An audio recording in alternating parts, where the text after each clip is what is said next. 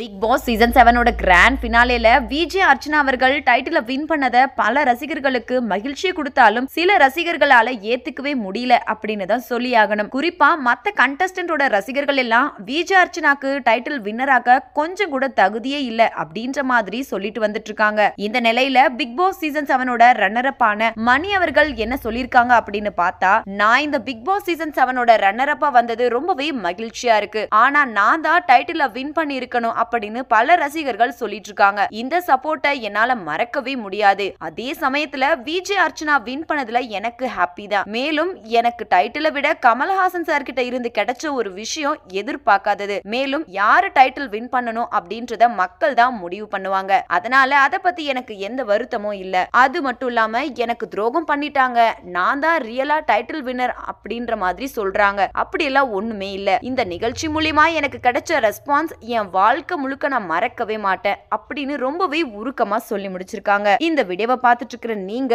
மணி அவங்க சொல்லி இருக்கிற இந்த விஷயத்தை பத்தி என்ன நினைக்கிறீங்க அப்படின்னு உங்களோட கருத்துக்களை கீழே உள்ள கமெண்ட் செக்ஷன்ல கமெண்ட் பண்ணுங்க. மேலும் இது போன்ற இன்ட்ரெஸ்டிங்கான அப்டேட்ஸ் தெரிஞ்சுக்கொள்ள நம்ம சேனலை மறக்காம சப்ஸ்கிரைப் பண்ணிக்கோங்க.